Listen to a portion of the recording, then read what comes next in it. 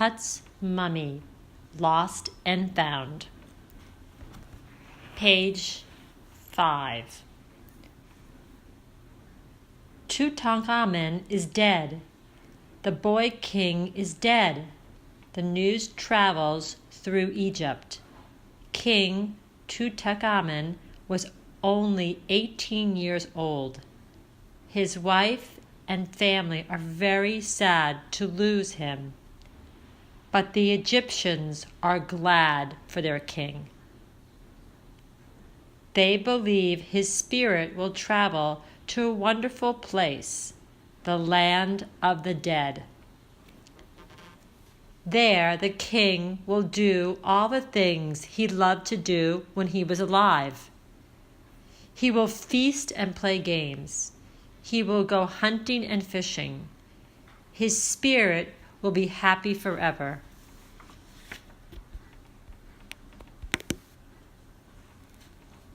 Tutankhamun will need many things in the land of the dead. He will need food and furniture and clothing. He will need games and jewelry. All these things must be buried with him.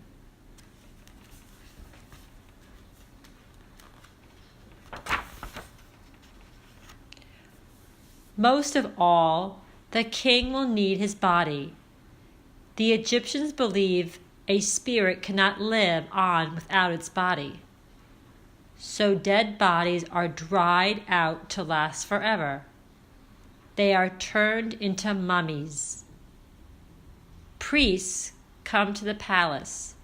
They say prayers for the king. Then they dry out the king's body.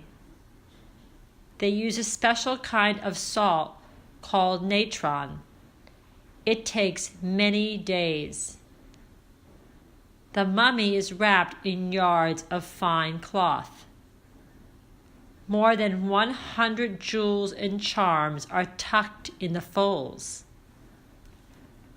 The charms will keep evil spirits away from the king. Page 10. It takes 70 days to make a mummy, but finally the mummy is ready. Now it is time for the funeral. It is time for the king's spirit to travel to the land of the dead. Tutankhamun's mummy must be kept in a very safe place. At one time, Egyptian kings were buried in giant pyramids. But robbers broke into all of them. They stole the treasure. So Tutankhamun will be buried in a secret underground tomb. The king's funeral begins. A long parade walks slowly to the Nile River. The king's gold coffin shines in the sun. The young queen walks nearby.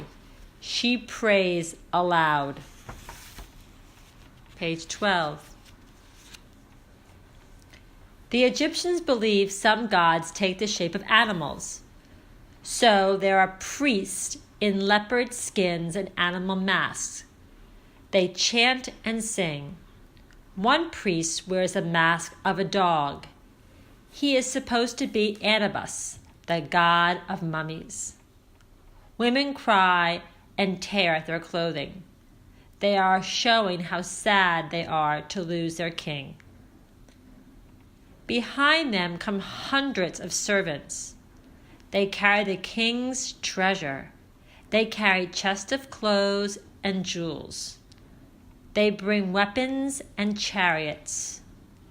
They carry baskets of flowers and food and wine. The servants also bring hundreds of tiny statues. These statues are supposed to turn into magic servants in the land of the dead. There they will serve the king. Page 14. Beautiful boats carry the people and the treasure across the river. They are going to a rocky, deserted valley. The king's coffin is put into a kind of sled. It is pulled up a rocky path. The people follow behind. It is hot and dusty. They walk for miles. Finally, they reach the secret entrance to the valley. Here is the royal graveyard. Priests guard it day and night. Page 16. An opening has been cut into the rocky ground. A fire burns beside it. This is Tutankhamun's secret tomb. The priests pray. They touch the mouth, eyes, and ears on the mummy.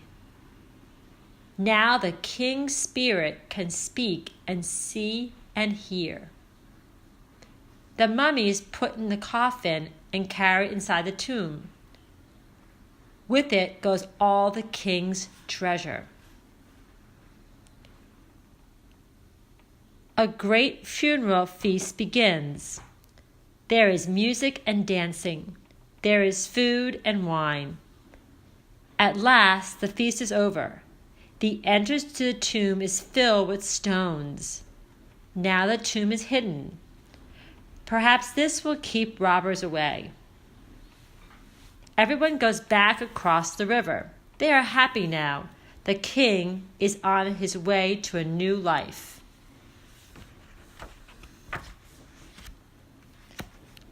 Page 19. Chapter 2, The Lost King. More than 3,000 years go by. The giant pyramids will stand in the desert, but Egypt's great days are long gone. Rulers from other lands have taken over. The old beliefs are gone. No more kings are buried with treasure. No more mummies are made. Tutankhamun's name is forgotten. So is his tomb. Then, in the 1800s, something happens. People become interested in ancient times. Travelers pour into Egypt. They visit the temples and pyramids. They all try to bring something back: poetry, beads, statues, even mummies.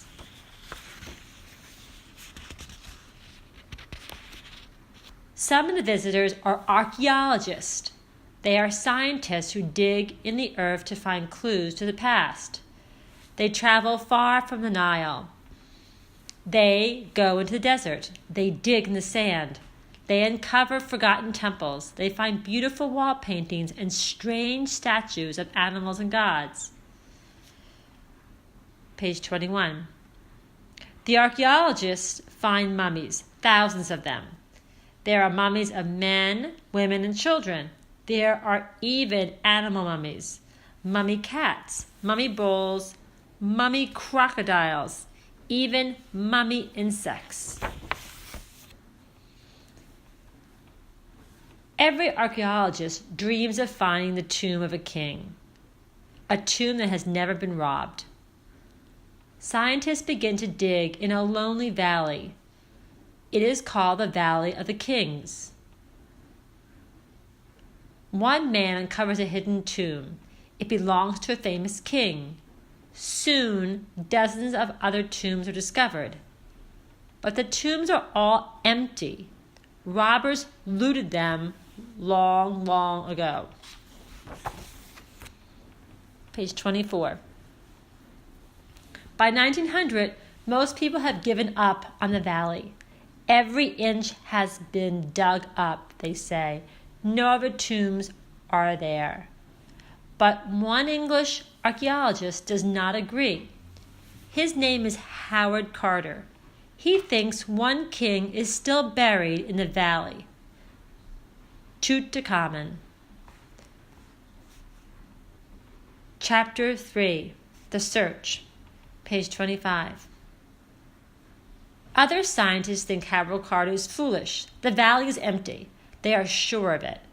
But Howard is stubborn. He first came to Egypt when he was only 17 years old. For years he worked in the valley. He knows it very well. He is sure Tutankhamun's tomb is there, and he is going to find it. Some clues have been found: a cup, a few jars, some thin sheets of gold, and all of them bear the name of Tutankhamun. But all the clues were found near the empty tomb of another king. Too near, everyone says. The Egyptians wouldn't put two tombs so close together, would they? Page 26.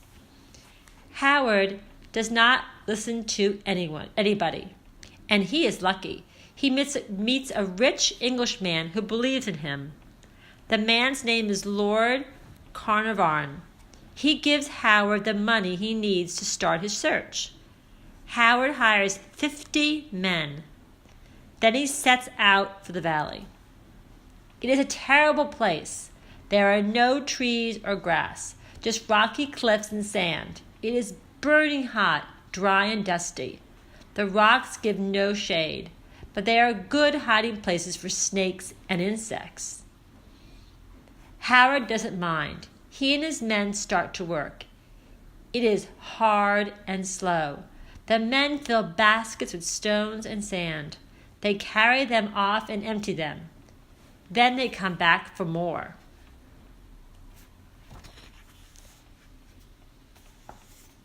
Page 28. At last they hit something, but it is not a king's tomb. They find some old stone huts. Howard is very disappointed. He moves to a different part of the valley. He digs there for 5 long years. What does he find? Nothing. Finally, Lord Carnarvon has had enough. He wants to give up. Not Howard. He begs for one more try. He remembers those stone huts. He wants to dig under them. It is one place no one has ever tried. Page 30. Lord Carnarvon agrees, but this is Howard's last chance. Howard buys a golden canary for good luck, and in November 1922, he and his men start digging again. On the third day, Howard and his men find a step. It is cut right into the rock. They uncover another and another. They have found a whole stairway, and it leads to a secret door. Howard is burning with excitement. What is behind that door? But he cannot forget Lord Carnarvon. Lord Carnarvon is far away in England. He will want to be there too.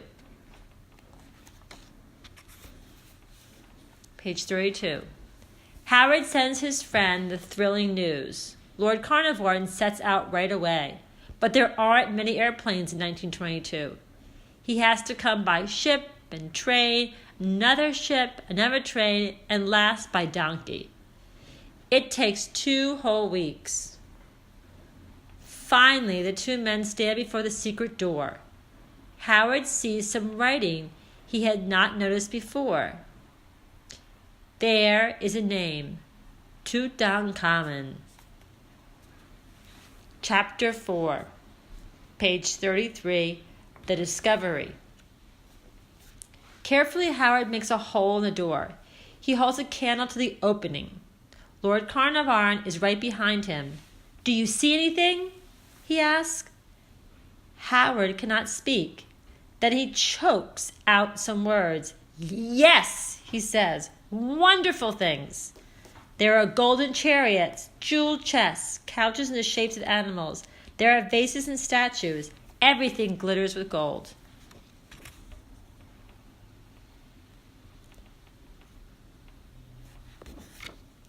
Page 36. Soon Howard is standing inside the tomb. He is almost afraid. The air smells sweet from ancient funeral flowers. Time seems to melt away.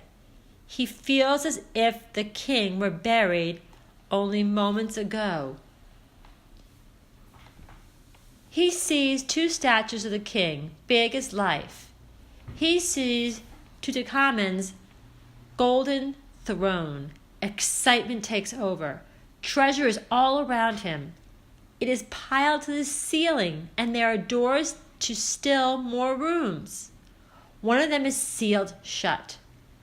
Howard is sure the king's mummy is somewhere behind it, waiting. Chapter 5. The King is Found. The discovery of the tomb makes headlines all over the world. It is the greatest treasure ever found. Harold Carter becomes famous, and so does Tutankhamun. Newspapers call him King Tut for short. And suddenly his name is everywhere, on the radio, in the movies, even in songs and jokes. And everyone wants to wear Egyptian-style clothes and jewelry. Page 39. Howard wants to open the sealed door right away. But first, hundreds of treasures must be cleared out, and they must be moved very, very carefully. Howard has learned this the hard way. Once he touched a beaded necklace. The thread turns to dust. Beads scattered everywhere. Howard had to pick up each one with a tweezer. All 371 beads. Page 40. It takes months to clear a tomb, but finally Howard is ready to find the king's mummy. Very carefully he opens the sealed door. At first he sees only a wall of gold. It is a huge golden cabinet. Inside the cabinet is a great stone box. And in the box are 3 beautiful coffins. Each coffin is nested tight inside the other. The picture below shows how it looked. The last coffin is made of solid gold, more than 200 pounds of it. Slowly, Howard takes out the golden nails. It is a special moment. Once Tutankhamun was just a name to him. Now he can see the king's face on statues and carvings. He has touched the king's dearest belongings, his robes and sandals, his games, the chair he sat on as a small child. Page 44. Harold raises the golden lid. There is the mummy of the king. It wears a beautiful gold mask. Beneath the mask, the mummy is covered with cloth. Gently, Howard takes the cloth away. He sees the face of the dead king for the first time. It is the face of a young man. His looks calm and peaceful. Page 45. It is hard for Harold to understand that even now people fear the king's mummy. They believe it has magic powers. The story starts because Lord Carnarvon dies not long after going into the tomb. He dies from a bad insect bite. But newspapers say it was because of the mummy's curse. They say Tut is mad that his tomb has been opened. And now he has gotten back at Lord Carnarvon. Howard does not believe mummies have magic powers. After all, he is the one who opened the tomb, not Lord Carnarvon, and Howard's fine. In fact, he lives for many years. Howard sends Tut's treasure to a museum. He wants scientists to study them. He wants millions of people to enjoy them. Last page. But he feels there is only one place for King Tut's mummy. King Tut will stay where he rested for 3,300 years. He will stay in his royal tomb. Most people feel that no one will ever find another wonderful royal tomb in Egypt. Some do not agree. They are in the Valley of Kings today, searching. And at least one royal tomb has never been found. The tomb of King Tut's father.